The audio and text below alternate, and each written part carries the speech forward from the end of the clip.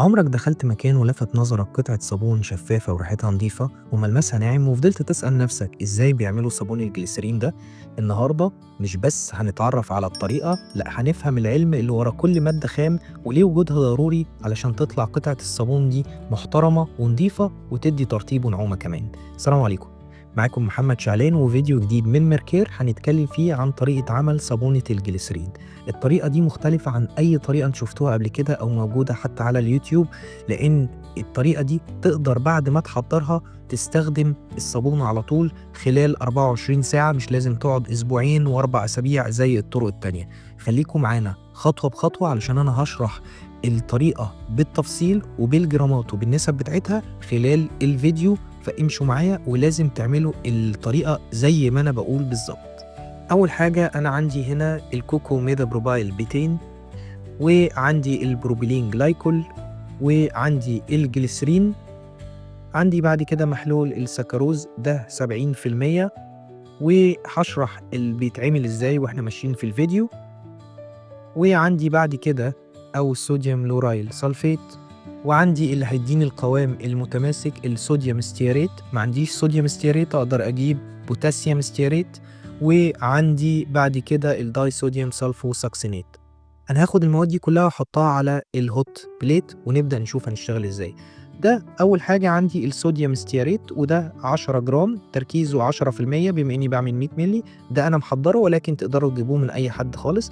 بديله الأول تسخين كده بحيث إن أنا أدوب جزء منه مش كله، علشان خاطر لو سبته كله على الهوت بليت هيتحرق وهيديني فيومز وهيبقى صعب. لا، أنا بدوب جزء منه وبعد كده بنزل بيه الداي صوديوم سلفو ساكسينيت، باخد منه 12 جرام بما انه هو التركيبه بتاعته 12%. وده ماده لطيفه جدا منظفه وكمان لطيفه جدا، حتى بتسمى بالسوب فري سيرفاكتنت، لان هي بتدي تنظيف وبترطب البشره وبنفس الوقت ما بتجففش الجلد. ودي وجودها مهم جدا لان هي كمان هتنزلي البي اتش لدرجه ال7.5، ما بين ال7 ل8.5. بعد كده بنزل بالجليسرين، وده البطل الحقيقي بتاعي لأنه مرطب قوي جدا وبيجذب المية للجلد وبيحافظ على ترطيبها. بستخدم منه 20 جرام نسبته 20%. زي ما انتم شايفين بدوب كل ده على الهوت بليت علشان خاطر تبدأ كل المكونات بتاعتي تمتزج. أنا ما بشيلش السوليوشن بتاعي من على الهوت بليت خالص طول ما أنا شغال. بعد كده بنزل بالبروبيلين جلايكول. البروبيلين جلايكول انا باخد منه هنا نسبة 10 جرام يعني 10%، وهو مذيب ممتاز جدا بيساعد على دمج كل المكونات مع بعضها وبيمنع الصابونة ان هي تتكسر او تشقق. بعد كده هنزل بيه الكوكو ميدا بروبايل 200، هاخد منه 5 جرام 5% يعني، وده سيرفاكتنت لطيف مشتق من جوز الهند. عشان كده انا ما استخدمتش هي اي نوع من انواع الزيوت. هو طبعا هيديني الرغوة والنعومة للبشرة، كمان انا استعوضت عن الزيوت لان الزيوت في عملية السابونيفيكيشن اللي هي تفاعل الزيوت مع الصوديوم هيدروكسيد بتدي صابون بيبقى قوي على البشرة مش لطيف، وكمان الالكالينيتي بتاعته بتبقى عالية او درجة القاعدية بتاعته عالية. للبي بي 4 عشان بما انه هو مشتق من جوز الهند فهيديني حلاوة جوز الهند من غير ما يدخلني في قصة التفاعل بتاع السابونيفيكيشن. بعد كده بضيف الصوديوم لورايل سلفيت، وده عامل رغوي قوي وبيزود التنظيف. كمان نسبته هنا هتبقى 8 جرام يعني 8%، وبيدي شفافية لصابون الجليسرين. وهبدأ أكمل تقليب طول ما هو موجود على الهوت بليت، مش هشيله أبدا من على الهوت بليت.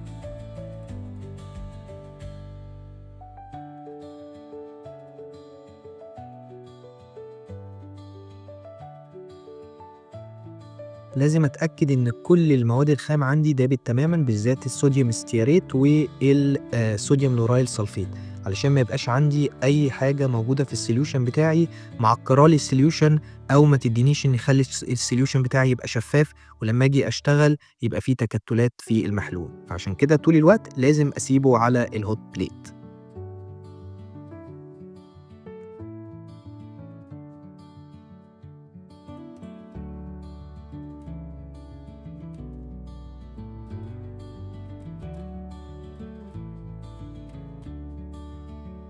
بعد كده عندي محلول السكروز، وده تركيزه 70%. يعني ايه؟ انا عندي هاخد منه 10 جرام تركيزه 10%، يعني احط 7 جرام من السكر عليهم 3 مللي من المَيّة وأقلِّب كويس جدًا بحيث إن أنا يطلع عندي في الآخر المحلول ده 70%. ده وظيفته إيه؟ إن هو هيدّي الصابونة شفافية عالية جدًا، كمان بيحسّن الرغوة وبيساعد على تماسك القوام النهائي. مهم جدًا السكروز، ما عنديش مش عايز أعمل السكروز ده، ممكن أستخدم السوربيتول، بس أنا أفضّل السكروز بالطريقة اللي أنا باقولها عليها دي، علشان ده هيدّي شفافية أعلى للصابونة. أنا باحاول أسهّل على الناس واحاول إن أنا أخلّي المكونات تبقى في المتناول. ده خلاص بعد ما شِلته من على الhot plate زي ما حضراتكم شايفين بدأت كل المواد الخام عندي تدوب تمامًا، خلاص أنا قرّبت إن أنا أخلّص، باقلِّب تقليبة كده بحيث إن أنا أتأكد إن ما فيش أي شوايب لسه في المحلول بتاعي، وإن المحلول بتاعي بقى transparent. هانزل عليه بعد كده ب20 مِلّي من الماء المُقطّر، وده علشان خاطر يبقى أكمّل الsolution بتاعي النسبة بتاعته، وكمان ده بيساعد إن هو لو في أي شوايب تذوب تمامًا عندي في المحلول، وباكمّل تقليب زي ما حضراتكم شايفين. بُصّوا الشفافية بتاعته بقت عاملة إزاي، وهنا هاخد الخطوة الأخيرة اللي هي 5 مِلّي من الكحول الإيثانول ال96% عامل إذابة، وهيشيل أي فقاعات وأي عقورة موجودة أو عقارة موجودة في الخليط بتاعي.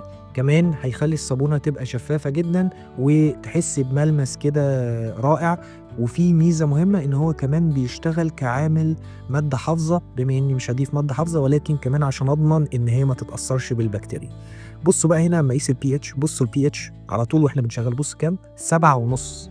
مش ممكن في أي طريقة تانية هيطلع لك لو استخدمنا اللي هي تفاعل الطريقة بتاعة الصوديوم هيدروكسيد والstearic acid المتعارف عليها اللي الناس بتشوفها، مستحيل يطلع بالطريقة دي، لازم تقعد 4 أسابيع وأسبوعين عشان تستخدمه. ده في خلال 24 ساعة تقدر تستخدمه، لإن الpH بتاعه طالع 7.5 وهو ده اللي إحنا عايزينه. ودي الطريقة اللي أغلب الصابون أو الشركات الكبيرة بتاعة الصابون بتعملها.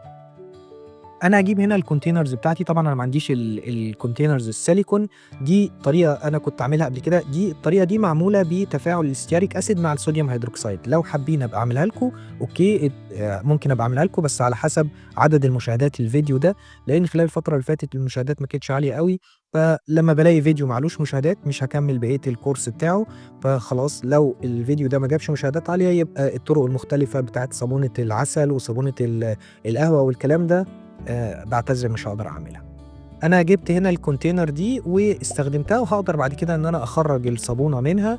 أنا ما عنديش الcontainers اللي هي أو الsilicone molds، فأنا استخدمت الcontainer دي وهاقدر إن أنا أستخدمها بعد كده أو أطلّعها منها، وهاسيبها 24 ساعة هاورّيها لحضراتكم هتبقى عاملة إزاي بعد 24 ساعة، وبعد كده أقدر أستخدمها direct من غير أي مشكلة نهائي. دي بعد 24 ساعة زي ما حضراتكم شايفين. أول واحدة دي الطريقة اللي أنا قُلت عليها في تفاعل الstearic acid مع الصوديوم هيدروكسيد، ودي لسه قدّامها حوالي أسبوعين كمان زي ما حضراتكم شايفين كده. طبعًا كويسة وكل حاجة ولكن بتقعد وقت كبير أوي علشان أقدر أستخدمها.